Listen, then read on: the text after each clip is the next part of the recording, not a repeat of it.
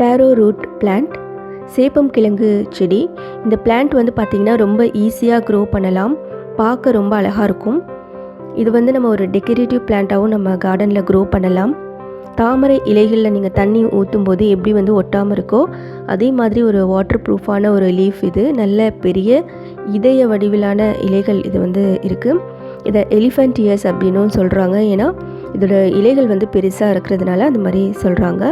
கிட்டத்தட்ட 6 மாதங்கள் வந்து ஆகும் இந்த பிளான்ட் வந்து மெச்சூர் ஆகிறதுக்கு, ஹார்வெஸ்ட் பண்ணுறதுக்கு. கடைகளில் நம்மளுக்கு சேப்பங்கிழங்கு கிடைக்கும், அதுவே நம்ம வந்து பிளான்டேஷனுக்கு யூஸ் பண்ணிக்கலாம். நல்லா ஃபாஸ்ட்டாக க்ரோ ஆகுது. நல்ல ஹெல்தியான கிழங்கு நம்ம எடுத்து வச்சுக்கணும். களிமண் இல்லாமல் உரம் கலந்த மண் நம்ம எடுத்துக்கலாம். இதில் வந்து பார்த்திங்கன்னா இங்கேருந்து தான் நம்மளுக்கு அந்த பிளான்ட் க்ரோத் ஆகும். அதனால் இதை வந்து நம்ம மேல் நோக்கி இருக்க மாதிரி நம்ம வச்சுக்கணும். ஒரு 6 இன்ச் அளவுக்கு நம்ம வந்து ஒரு சின்ன குழி மாதிரி இது பண்ணி அதில் இந்த கிழங்கு நம்ம வந்து வச்சிடலாம்.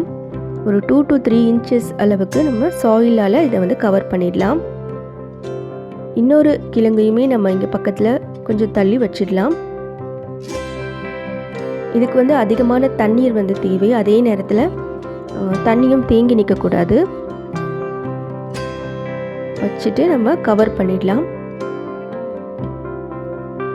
தண்ணி வந்து நம்ம ஊற்றிடலாம். நல்ல ஒரு ரிச் மாய்ஸ்ட் சாயில் தான் இதுக்கு தேவை. 7 நாளில் வேர் பிடிச்சி வளர ஆரம்பிச்சிடும். 2 வீக்ஸ் ஆயிடுச்சு.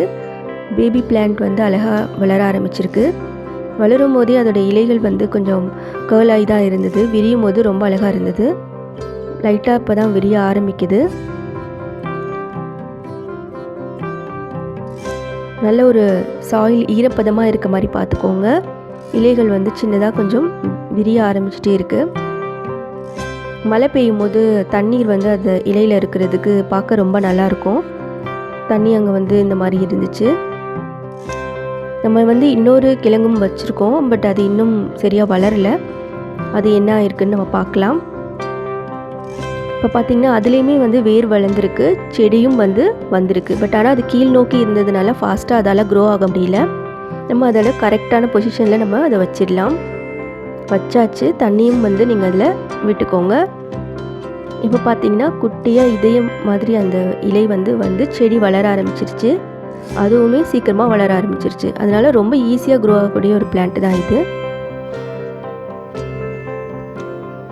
ஃபெர்டிலைசர்ஸ் பார்த்திங்க அப்படின்னா நீங்கள் ஆர்கானிக் ஃபெர்டிலைசர்ஸ் வந்து நீங்கள் வந்து இதுக்கு கொடுக்கலாம். நல்லா வந்து ஒரு பொட்டாசியம் ரிச் ஃபெர்டிலைசர்ஸ் இருந்துச்சுன்னா நீங்கள் கொடுக்கலாம். நம்ம பனானா பீல் வாட்டர் போடலாம். உங்கள்கிட்ட எது இருக்கோ உங்களுக்கு நீங்கள் அதை வந்து கொடுக்கலாம். உரம் லீவ்ஸ் வந்து எல்லோ இருந்துச்சுன்னா நீங்கள் அதை மட்டும் லைட்டாக ரிமூவ் பண்ணிடுங்க. தேவையில்லாத செடி வீட்ஸ் ஏதாவது இருந்ததுன்னா அதையுமே ரிமூவ் பண்ணிவிடுங்க. ஏன்னா உங்களோட செடிக்கு போடுற நீங்கள் சத்துக்கள் எல்லாமே அது வந்து உறிஞ்சிக்கும். பார்த்திங்கன்னா வேர் வந்து நல்லா கொஞ்சம் பரவ ஆரம்பிச்சிருக்கு. ஓரங்களில் பார்த்தா தெரியுது. ஒரு 25 நாளில் வேர் பரவ ஆரம்பித்து ஒரு 65 நாளில் வந்து கிழங்குகள் வந்து பிரிய ஆரம்பிக்கும். 6 மாதத்தில் அந்த கிழங்குகள் வந்து நம்ம அறுவடைக்கு ரெடி ஆகிடும். நல்லா இலைகள் வந்து வளர ஆரம்பிச்சிருச்சு. கிட்டத்தட்ட ஒரு 3லேருந்து 6 அடி வரைக்குமே உயரமாக வந்து இது வந்து வளரும்.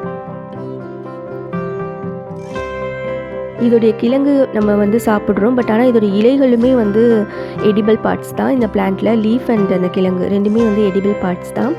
இந்த இலைகள்லேயுமே நிறைய வந்து சத்துக்கள் இருக்குது. விட்டமின் சி அதே மாதிரி நியூட்ரியன்ஸ்லாம் நிறைய இருக்குது. பட் இது வரைக்குமே அந்த இலைகள் சாப்பிட்டது கிடையாது. கிழங்குக்காக இல்லைனாலும் அந்த இலைகளுக்காகவே இந்த பிளான்ட்டை நம்ம கார்டனில் க்ரோ பண்ணலாம். தேங்க்யூ, பாய்.